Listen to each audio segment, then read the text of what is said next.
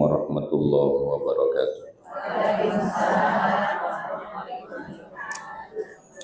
Alhamdulillahi rabbil alamin wal aqibatu lil muttaqin wala udwana illa 'alal zalimin.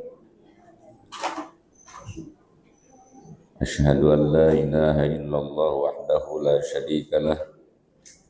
Asyhadu anna Muhammadan abduhu wa rasuluh.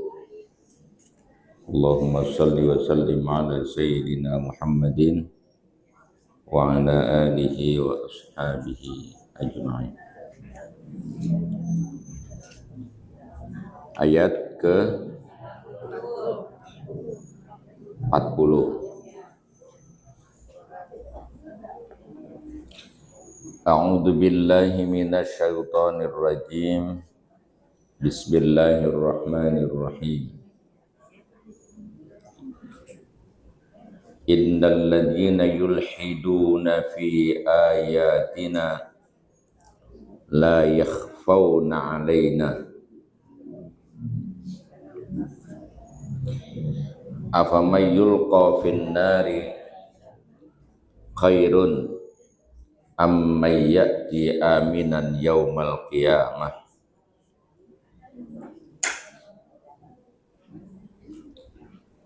I'malu ma syi'tum innahu bima ta'maluna basir.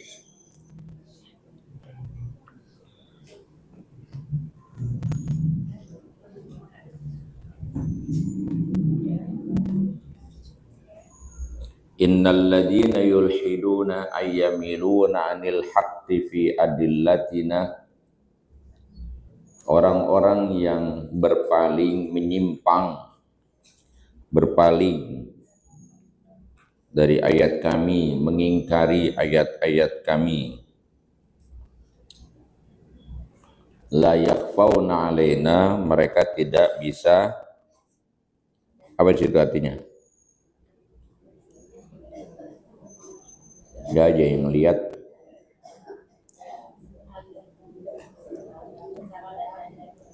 Iya, mereka tidak bisa bersembunyi dari kami. La yakhfawna 'alaina fi waqtin minal awqat.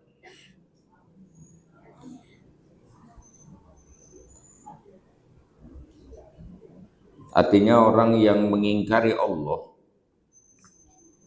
lewat bukti-bukti yang telah Allah berikan di alam semesta ini tentang keesaan dan keesaan dan kekuasaan Allah.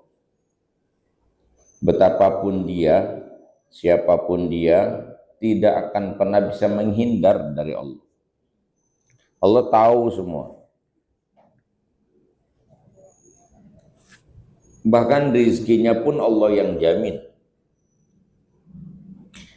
Orang kafir jalan di bumi, bumi siapa itu?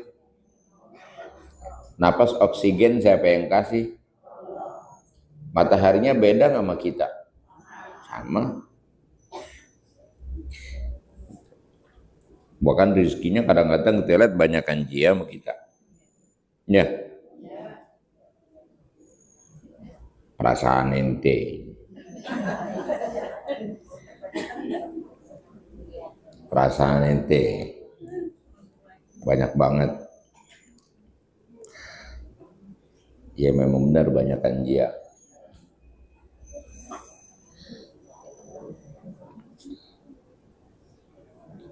Tidak bisa menghindar, tidak bisa menjauh, tidak bisa bersembunyi.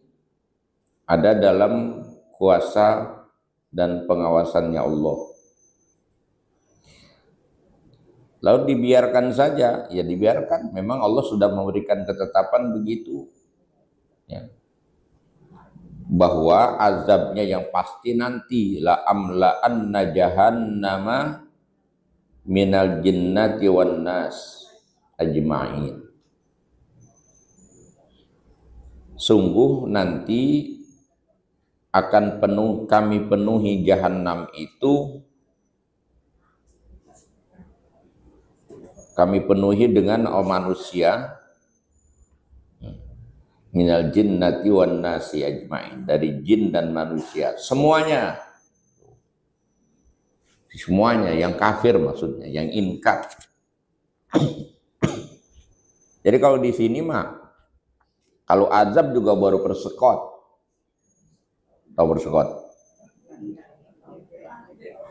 Down payment, DP, tanda jadi. Kalau orang beriman di dunia ini dapat musibah, dapat ujian, dapat apa namanya musibah gitu ya. Itu apa namanya itu? Dia dapat bala, itu apa namanya tuh? Ujian. Mengsekolah. Lihat dulu, kalau orangnya beriman benar, orangnya soleh, itu ujian, mau ditaikin kelas, gitu. Ibadahnya rajin, akhlaknya bagus, tapi hidup ngalamin musibah, itu bala, itu lagi diuji. Tabah enggak dia? Mau ditaikin kelas, namanya orang sekolah. Kayak orang sekolah maksudnya. Tapi kalau ngaji kagak, bayang kagak, ibadah kagak, garas doang, makan mulu, halal haram kagak penting. Pokoknya yang penting hidup gitu. Yang penting senang. Dapat bala, itu namanya peringatan, teguran. Gitu. La'allahum yarji'un, supaya dia balik bener lagi. Jadi kita memaknai lebih tepat di situ tuh. Kita kalau punya masalah-masalah dalam hidup, kita sedang ditegur oleh Allah untuk menyadari kesalahan kita yang sudah. Gitu, paham? Aduh, gue lagi diuji nih. Kira-kira sombong nggak tuh ya? Sombong banget. Sekarang nggak langsung, saya lagi diuji. Ente merasa orang soleh kalau gitu. Saya kan udah ibadah Tuhan. Saya kan udah rajin, tapi mesti diuji aja. Ya, tapi umumnya kita memaknai, biasanya kalau ngomong orang begitu. Doain gue ya, gue lagi diuji ini. Tapi biasanya mah ujian kan nggak terus menerus. Orang ujian juga sekolah 3 tahun sekali. Jadi mah tiap hari ujian. Lagi ditegur. Atau memang betul diuji karena memang imannya, keyakinannya bagus. Tapi kalau banyak dosa mendingan perbaiki diri. Jadi periksa-periksa apa salah kita.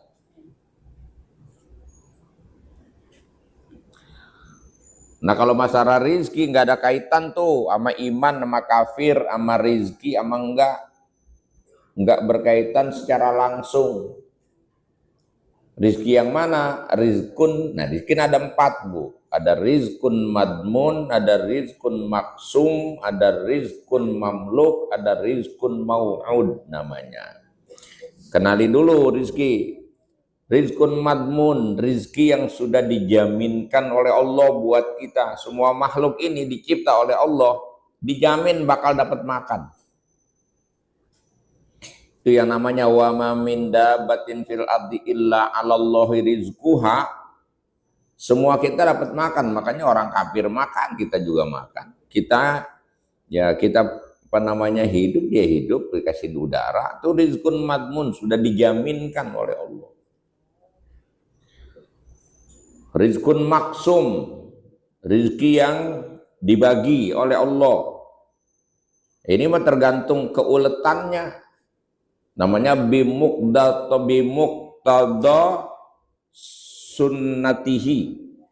Sesuai dengan tuntutan keteraturan alam. Biasanya yang lebih rajin, lebih berhasil. Yang malas, ngapa melototin saya? Yang rajin berhasil, yang malas gagal gitu. Ngapa sih? Susah amat nenek aja ngaji. Diajak ngomong dituntun pelan-pelan biar paham.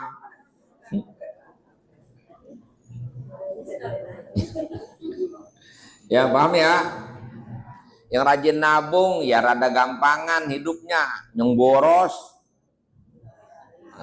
rada susahan, cepet banget habisnya gitu kan. Namanya rizkun maksum.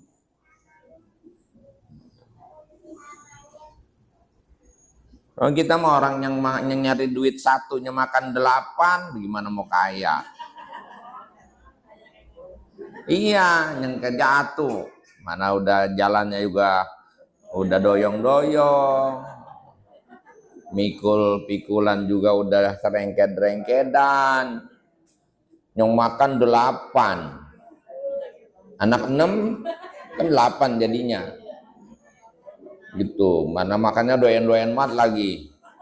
Nambah mulu kalau makan. Mana bininya ngredit mulu. Ya, mau kaya jalannya dari mana? Itu namanya rizkun maksum. Itu masalah manajemen namanya.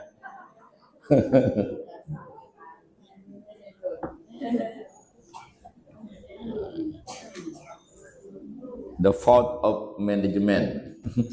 Kesalahan manajemen. Rizkun madmun dan rizkun maksum. Jatah dibagi oleh Allah bagian kita. Nahnu qasamna bainahum ma'isyatahum fil hayatid dunya. Kami yang membagi jatah kehidupan manusia. Itu makanya jangan iri sama nasib orang. Itu. Boleh bandingin nasib kita sama orang? Nggak boleh. Bandingin usaha boleh. Pantas dia mah kayak kerjanya ulet, hidupnya irit. Gitu. Yang makan cuma dia berdua. Kaya, pantas. Lalu, lo gue yang makan serengkedan. Itu. Kerjanya malas-malas anak gua, makannya doang. Banyak gitu kan. Ya gunung aja dipapras terus lama-lama rata. Itu. Makanya dunia usaha juga begitu. Jangan ditinggalin perusahaan besar sama orang tuanya mati. Paling bertahan 60%. Yang mampu bertahan jatuh ke cucu. Paling tinggal 30% yang berhasil mempertahankan usahanya kan gitu. Iya. Dia ngomong sono-sono nih ngaji. Balik Orang yang mengingkari ayat-ayat kami nggak bisa bersembunyi dari kami. Setiap saat kalau Allah mau, bisa nggak Allah hancurkan mereka? Bisa.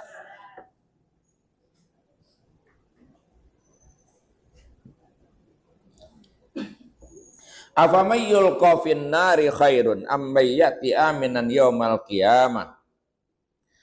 Maka apakah orang-orang yang akan dilemparkan ke dalam neraka itu yang terbaik, yang lebih baik dibandingkan orang yang nanti pada hari kiamat datang menghadap Allah dengan jiwa yang damai?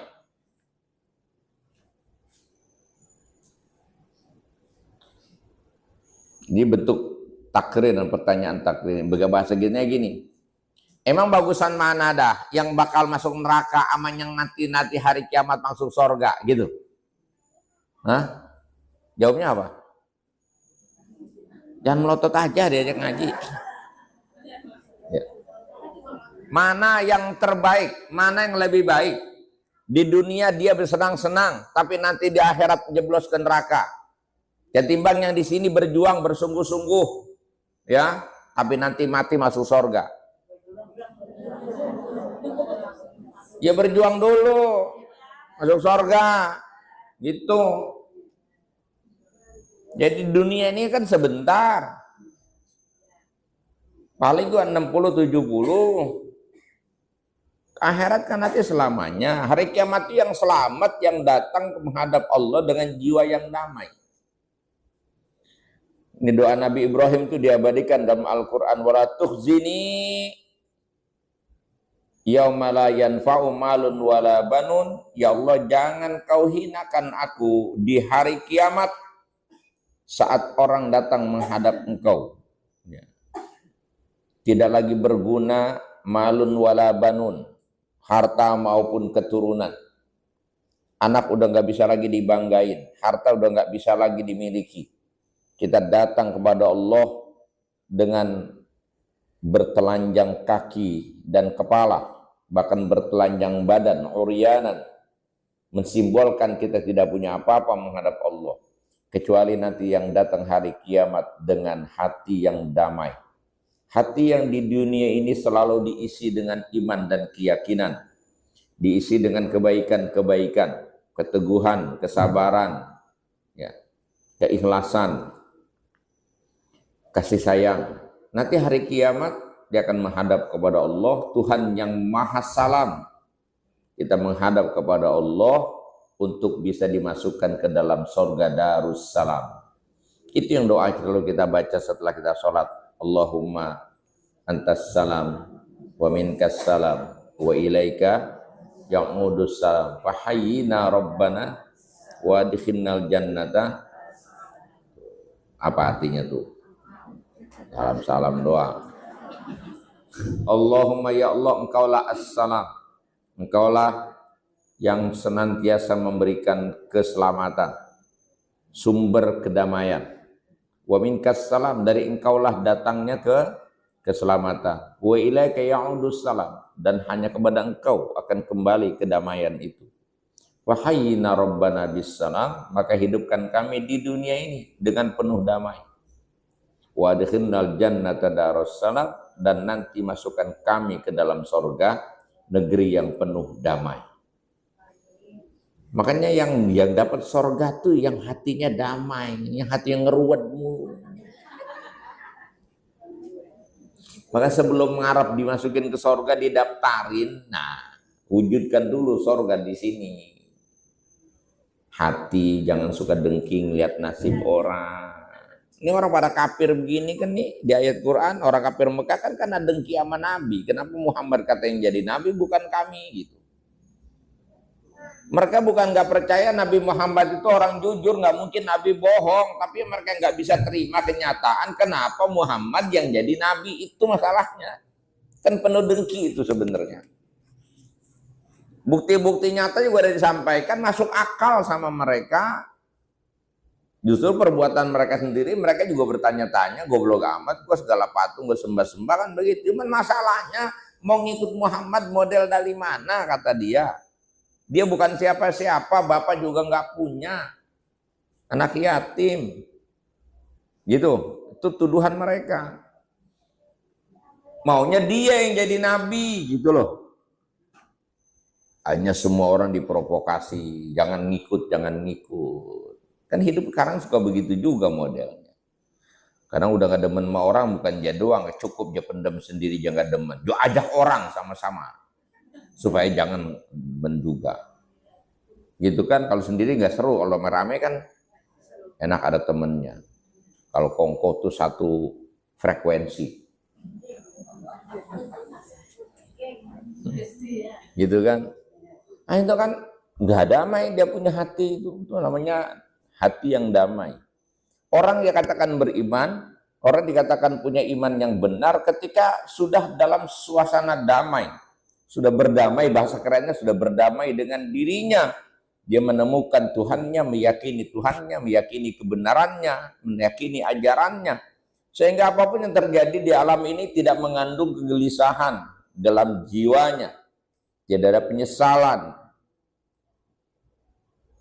Sementara manusia pada dasarnya, kata Allah dalam Al-Quran, innal insana khuliqa halu'a.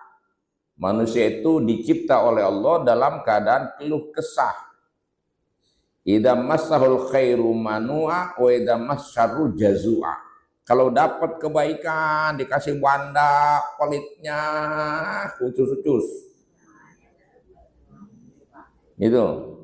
Wa idza massahul syarru man wa idza massahul khairu jazua. Wa idza massahul syarru jazua.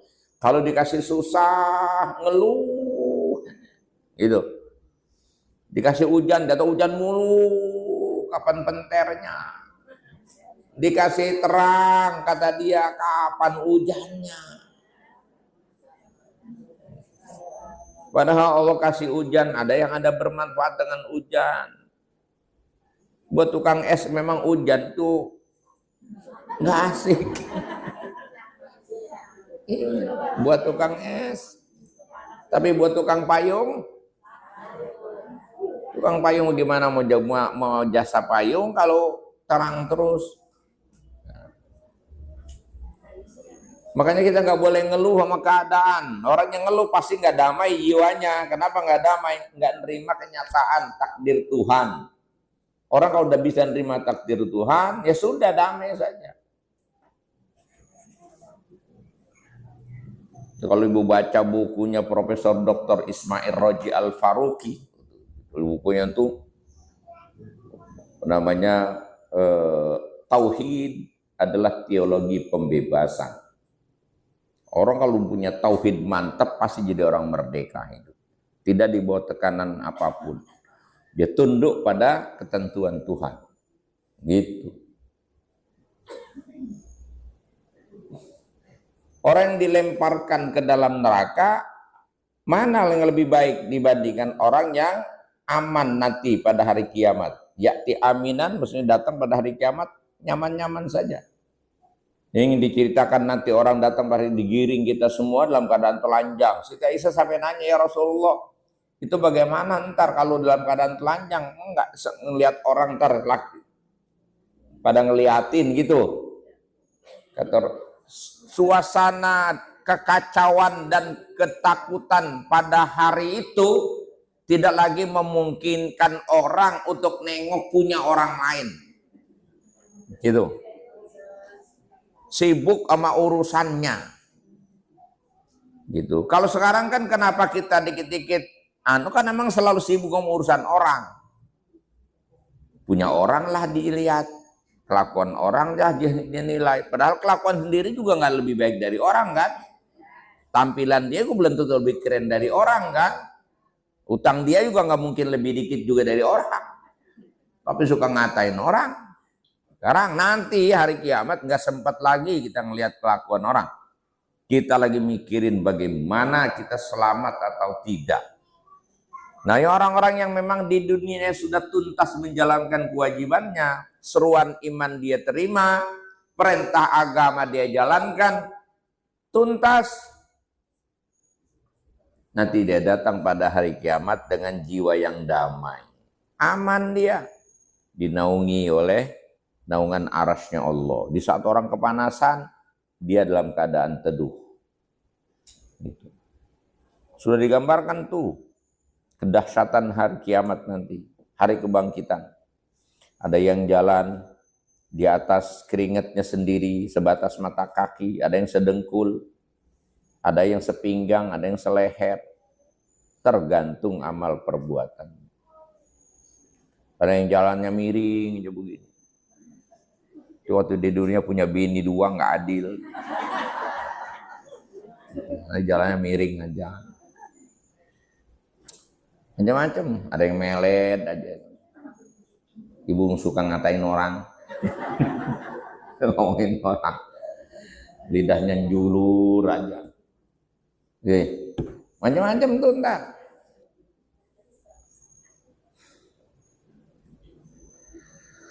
Maka itu kata Allah, i'malu ma syi'tum innahu bima ta'maluna basir. Silakan kalian berbuat apapun yang kalian mau. Tapi ketahuilah, sesungguhnya Allah Maha melihat apapun yang kamu kerjakan. Makanya ada di hadis Nabi bunyinya begini. Fa illam tastahi fasna ma syi'tum. Fa illam tastahi fasna ma syi'ta. Kalau kamu nggak punya malu, silakan kerjain aja apaan kek. Lu mau ngapa? Kerjain, silakan. Maksudnya bukan disuruh. Bukan disuruh, cuma nah kalau ya berarti kita disuruh, bukan, lu yang tolol. Bukan disuruh, itu diambulin, namanya diambulin, tahu? Kayak orang tua makan mau banyakan mulu, kata itu, jadi ompreng-omprengnya dikasih. Itu, paham nggak? Kamu punya malu nggak? Punya mikir, makanya punya malu. Coba bayangin, kita tinggal di buminya Allah, napas pakai udara yang Allah punya, energi matahari sumber kehidupan juga Allah yang ngatur semua. Coba dah, mau bertingkah gitu, nginep di rumah orang, habis semua orang acak-acak, punya otak nggak kita? Kan mesti nurut aturan yang punya rumah, hargai yang punya rumah, gitu loh. Dia mau nggak rumahnya dia acak-acak? Seenaknya. Udah gitu numpang pakai yang punya. Kan numpang kita di dunia, numpang kita ini. Punya siapa? Kan punya Allah. Tapi seolah-olah harta kita bilang punya kita. Dan sudah sedekah pelit. Kan songong itu. Rumah dia bilang punya rumah dia. Oh punya Allah. Jualan tanah gua. Gitu. Sampai tanah orang dipatok-patok, sampai laut dipatok. Bangetan manusia. Ya. Silakan kata Allah. Tuh, diambulinnya begitu. Bahasanya di sini begitu. Faijazikum bihasabi amalikum. Allah pasti akan balas sesuai dengan amal perbuatan kamu. Ini faufi dalikat tahdidun, dalam bahasa Arab namanya tahdid. Kalimat yang memberikan makna ancaman, ada penekanan ancaman.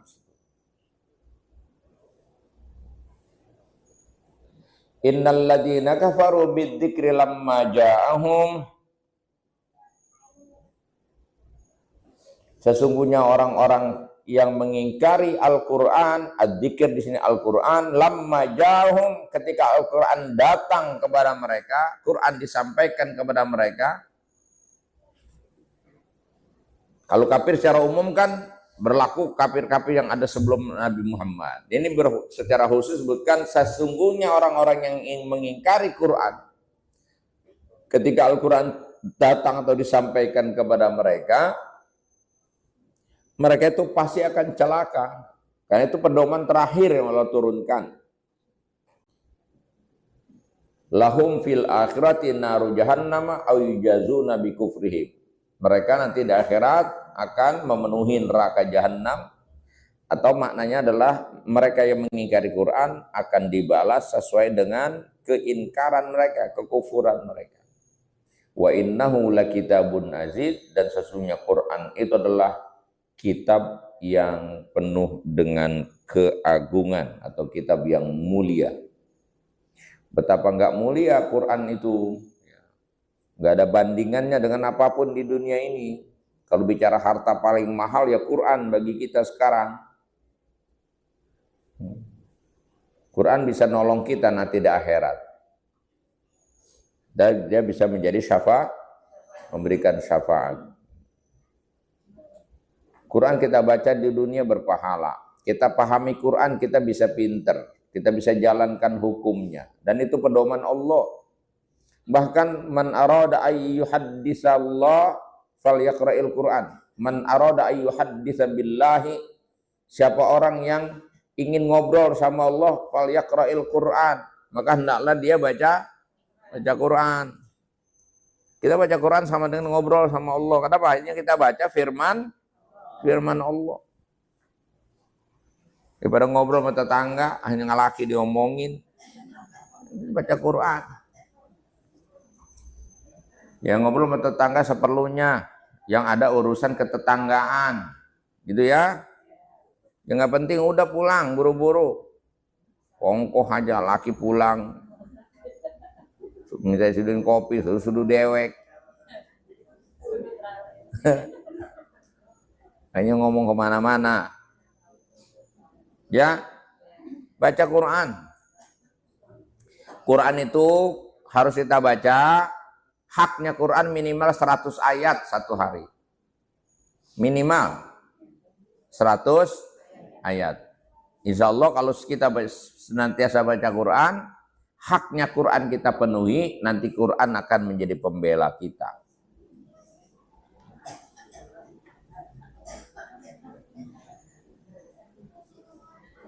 Belum kalau dikaji, dibahas, itu sumber pengetahuan. Maka umat Islam adalah generasi dulu, generasi Islam itu mencapai tingkat kemuliaan dan kejayaan yang tiada banding.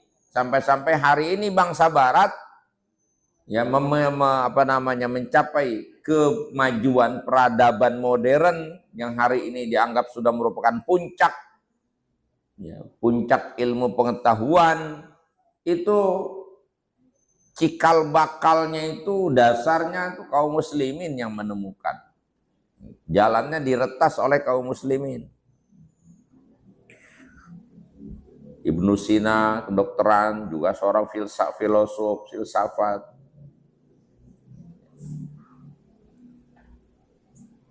Ada yang ahli optik yang sekarang bisa itu menjadi cikal bakal dunia alam digital. Kemudian Al-Biruni tadi, kemudian Al-Khwarizmi,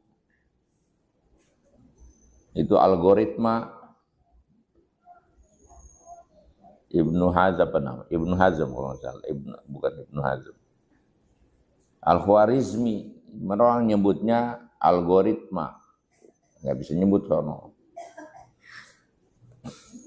Berbagai macam kemajuan itu semua diinspirasi oleh Al-Quran. Jadi bukan sekedar kitab bacaan, tapi dia mencakup semua aspek kehidupan dari mulai persoalan keyakinan, keimanan, persoalan ibadah, persoalan semua unsur-unsur kebaikan ada dalam Al-Quran. Sampai dikatakan Quran itu sumber dari segala ilmu pengetahuan. Dan bagi kaum muslimin, Quran sebagai pedoman hidup. Makanya disebut ahlul Quran, ahlullah wa khasatuh. Ahli Quran adalah ahlinya Allah, keluarganya Allah, dan orang-orang dekat dengan Allah. Bukan cuma sekedar dibaca, dia harus dipahami. Nenek-nenek begini udahlah, diajak paham juga terlalu dalam juga kan susah. Makanya saya ini baca tafsirnya kan gagap full ini. Ya secara maknawi yang mudah dipahami aja gitu. Yang praktis. Ya, kalau nurutin bacaan tafsirnya nggak selesai ini Bu, panjang tuh. Tapi saya pegang dasarnya supaya jangan salah dalam memahami. Bukan Quran terjemah, walaupun terjemahnya kadang-kadang saya cari juga. Karena takut salah Quran tuh ya. Kalau bahasa Arab mah bebas-bebas saja, kalau saudara bahasa Arab biasa. Yang penting ketemu clue-nya kita bisa memahami. Tapi Quran nggak berani ya. Harus buka kalau nggak jelas kalimatnya. Baca ya Bu. Insyaallah, alhamdulillah. Minimal berapa tadi? 100 ayat. Tapi jangan dibatasin begitu. Ya. Kalau lagi sempat baca 1 juz sehari.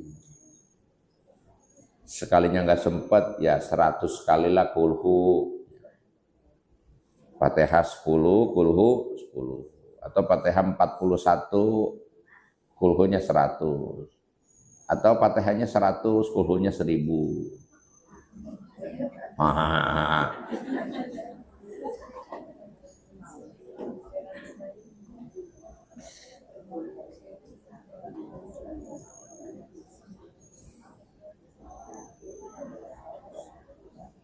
Karena Quran itu kitabun aziz, la ya'tihil batilu min baini yadayhi wala min khalfih.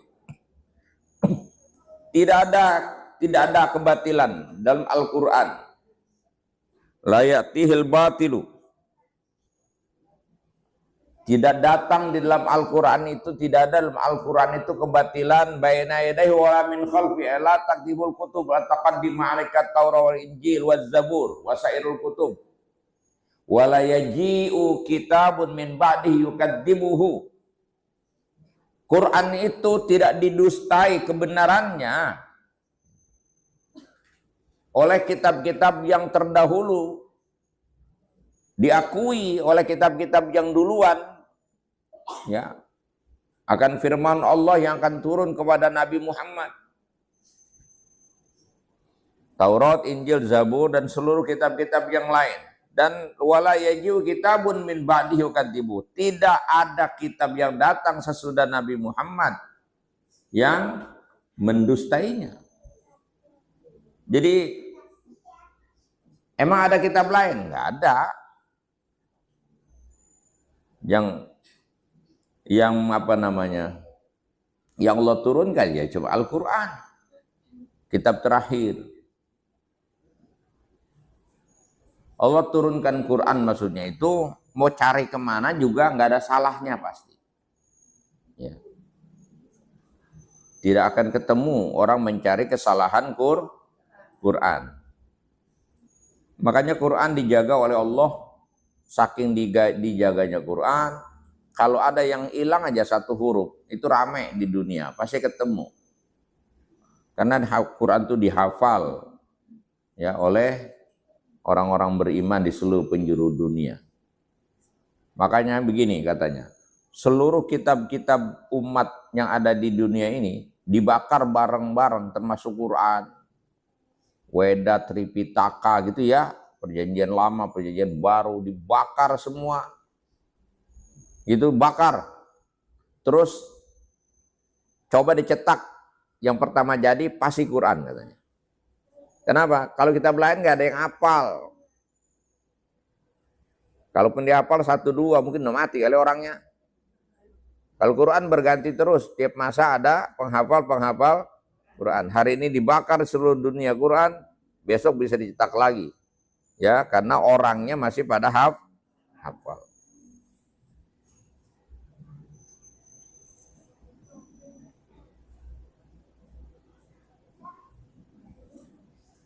Dan Quran itu turun la yatihil batilu min bainaihi wa min khalfi, tidak akan ditemukanlah kebatilan dalam Al-Qur'an, dan tanzilum min hakimin hamid, dia diturunkan, dia turun langsung dari Allah ya, yang maha bijak dan maha terpuji.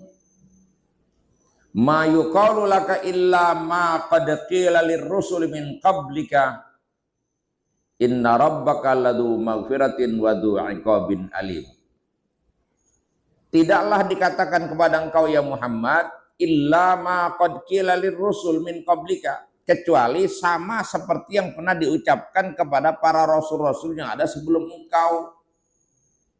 Aima yaqulu laka kuffaru qaumika, artinya orang-orang kafir dari kalangan kaummu itu tidak mengucapkan kata-kata illa mislama qad qala lirrusuli kuffaru qaumihim minal kalimatil mu'diyati, kecuali yang mereka ucapkan itu sama seperti ucapan satu kaum ya, orang-orang kafir dari kalangan kaumnya para nabi itu mengomong kepada nabinya dengan ucapan yang menyakitkan, wal mata'in fil kutubil munazzalah, dan tuduhan atau celaan terhadap kitab yang diturunkan. Kalau Nabi Musa dilecehkan umatnya, Nabi juga ngalamin. Nabi Musa dimintakan bukti, Nabi Muhammad juga dimintakan bukti. Yang ujungnya cuma minta doang, diimani enggak. Gitu. Jadi tuduhan-tuduhan yang dialamatkan kepada Nabi Muhammad dengan berbagai macam tuduhan, itu pernah juga dialami oleh nabi-nabi lain, maksudnya begitu. Ayat ini kalau ayat model begini namanya tasliyah lin nabi. Ayat sebagai hiburan bagi nabi. Nggak usah berkecil hati, tetap teguh dalam menjalankan risalah. Diejek, dihina, disakitin terus saja. Nggak ngaruh. Jangan terpengaruh karena memang begitulah kelakuan orang-orang inkar. Orang kalau udah nggak mau, apapun dia akan lakukan untuk menyatakan ketidakmauannya.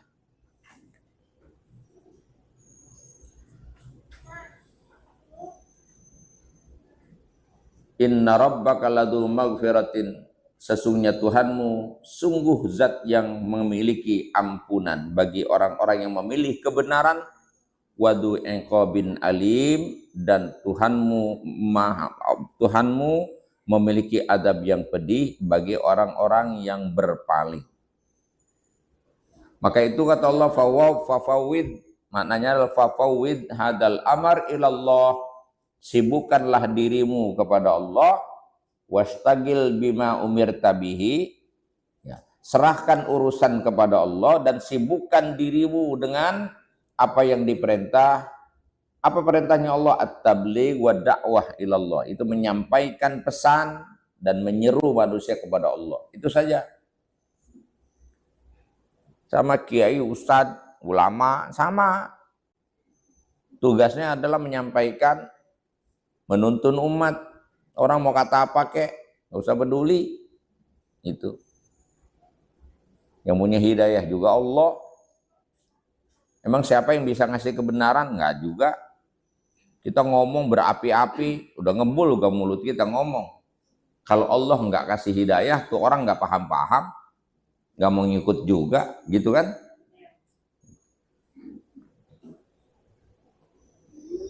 Yang penting mah berusaha. Dah. Ini masih terusannya nih. Walau ja'alnahu Qur'anan ajamiyan laqalu laula fussilat ayat. Shadaqallahu.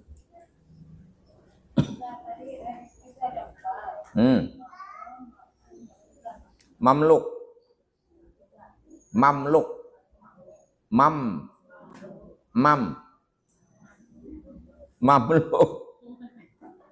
Mamluk. Yang keempat, mau'ud. Mau'ud. Itu istilahnya tuh. Imam Ghazali kasih supaya gampang kita paham. Yang tadi udah dua, udah paham tuh. Ada madmun, madmun, madmun.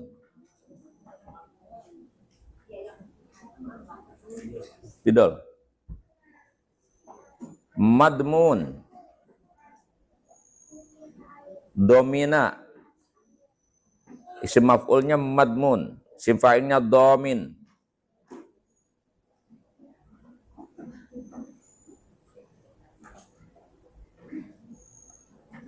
Domina yadminu. Domnan fahuwa dominun wadaka madmun. Qasama yaksimu qisman fahuwa qasimun wadaka maksum. Dan namanya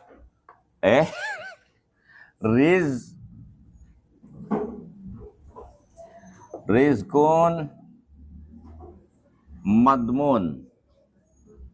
Nah, gitu tuh. Ada lagi rizkun maksum. Ada yang ketiga rizkun mamluk. Mamlukun.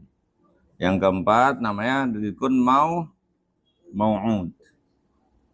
Ini artinya nih mabnun dijamin. Artinya secara harfiah artinya dijamin. Yeay, spidolnya payah. Dijatah. Ini dikuasakan. Dikuasakan. Ini dijanjikan.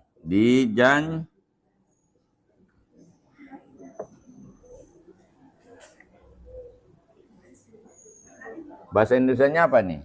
Madmunun. Ini bahasa Indonesianya madmunun.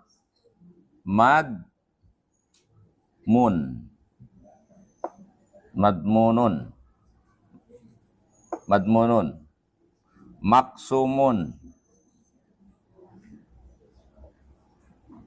Nah, ini mamlukun.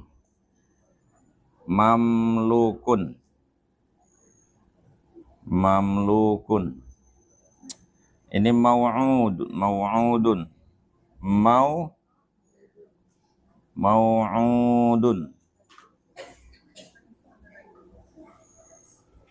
Gitu.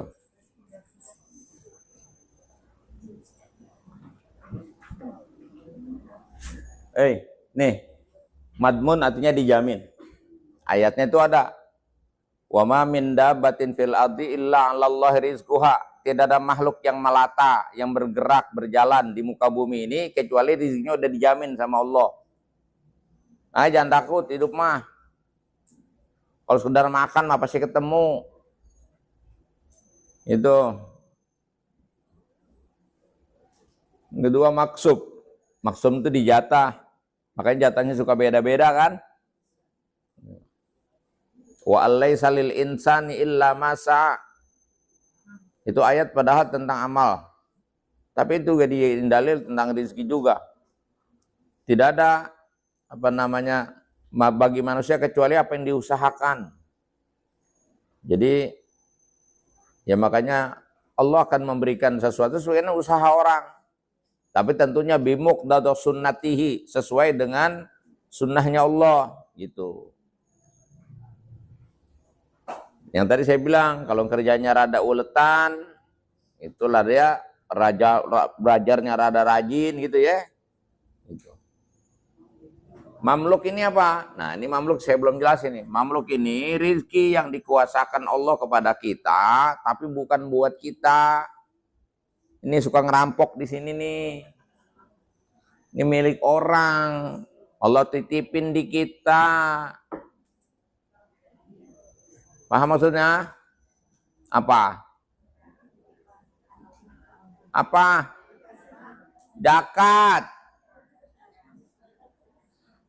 Makanya punya wajib zakat keluarin. Ya. Atau kalaupun kita tidak termasuk yang wajib zakat, ketika kebutuhan kita tercukupi, ya berbagilah sama orang, gitu ya. Hidup jangan mentingin diri sendiri. Ngomongnya kurang mulu, kurang, nggak pernah bagi, maunya dibagi mulu. Makanya susah terus hidupnya. Tuh, mamluk. Nah, ini yang paling mahal nih, nomor 4. Mau'ud. Mau'ud. Rizki yang dijanjikan. Nah, ini berlaku khusus bagi orang bertakwa saja. Bagi orang soleh, orang bertakwa dapat ini. Nggak usah nyari ini mak, dianterin sama Allah. Ini namanya rizkun mau'ud. Yang rada-rada soleh juga suka dapat. Namanya rezeki nomplok. Ya. Nggak usah pakai diusahain. Nggak usah nyari ini mak. Dia yang nyari kita. Gitu. Ayatnya itu wa may yattaqillah yaj'al lahu makhraja wa yarzuqhu min haitsu la yahtasib. Siapa yang bertakwa kepada Allah, Allah akan tolong dia dengan diberikan jalan keluar dari masalahnya. Ya. Makanya nggak stres-stres, hidupnya nyantai aja. Ada masalah ketemu jalan keluarnya. Yang kedua, Allah akan memberikan dia rizki tanpa diduga-duga. Rizkinya datang dari segala penjuru. Yang ada belum habis, udah datang lagi yang baru. Yang ini baru 3 hari, yang ono udah mati lagi. Itu kan tentu aja gitu.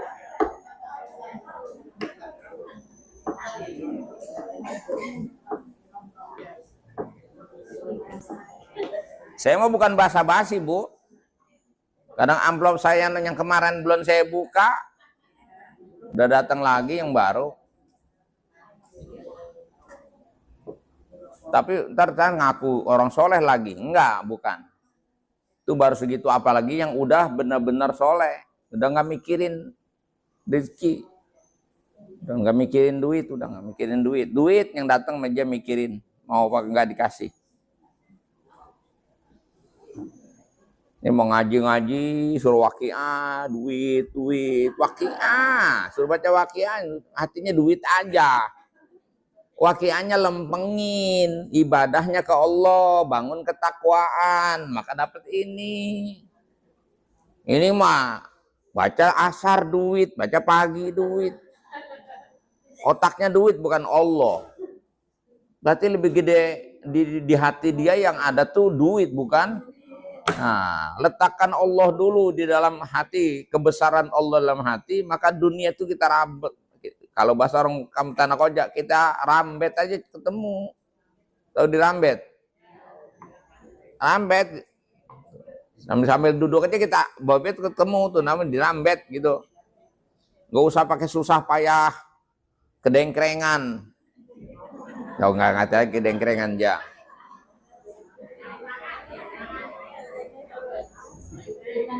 Makanya nanti di surga digambarkan ada buahan makanan yang kita nggak usah capek-capek. Kalau kita mau, dia maranin kita, tinggal kita petik. Di dunia ada yang kayak gitu, cuman bentuknya nggak begitu. Nah ini namanya mau'ud. Enak bu, kalau dapat ini nih. Secapek udah. Mau nggak? Maulah. Syaratnya satu, yakin. Ya. Yang kedua, udah jangan mikirin apapun yang sifatnya duniawi. Gitu. Kalau masih ngomel aja dikasih laki, masih ngomel nggak dapet. Mantok rezekinya di tikuan sono nggak jadi, mau ke rumah kita, balik lagi. Gitu kayak hujan mau turun udah teduh banget, nggak jadi. Pernah nggak ngalamin?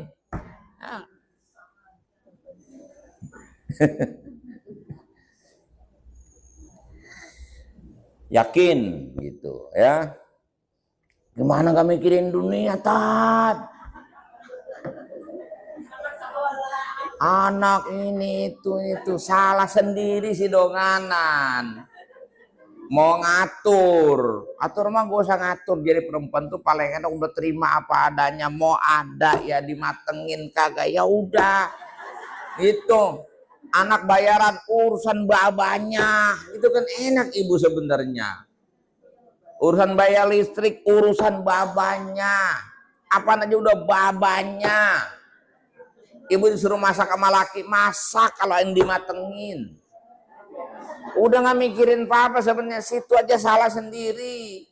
Bang, sini saya yang pegang semua, puyeng akhirnya.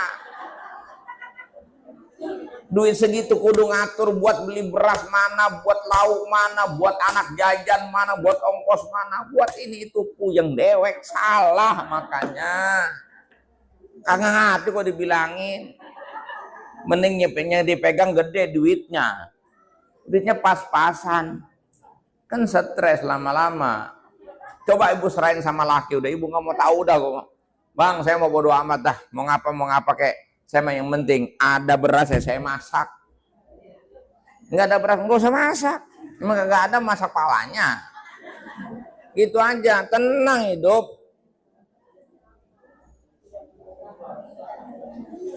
Lu kata duit suami, duit istri, biar istri ngatur semua. Ayo makan dah.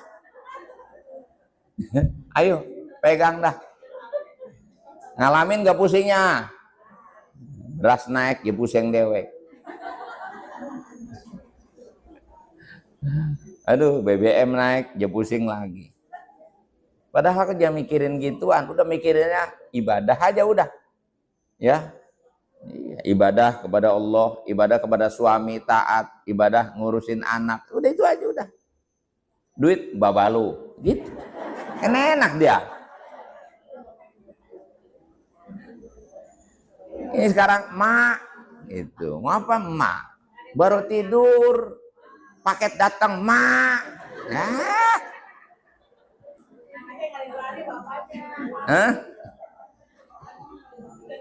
ya kalau bapaknya nggak dipanggil urusan makanya anaknya jadi awet gak jajan-jajan gitu kan enak daripada ibu yang megang. Nak mulai hari ini lu mau apa sama baba lu emak dong yang megang uang. Kan ibu juga enak. Mau pengen beli baju, bilang malaknya, bang, beli baju. Dia yang bayar, ibu tinggal pakai, enak nggak?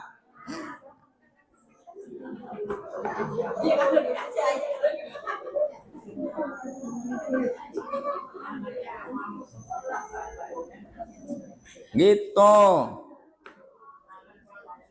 Awal mula kerutan dalam rumah tangga itu tadi manajemennya yang salah.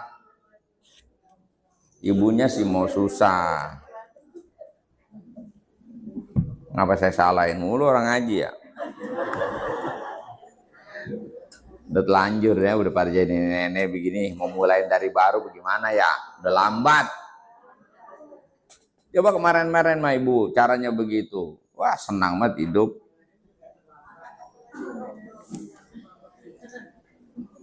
Urusan makan apa yang ibu pikirin coba?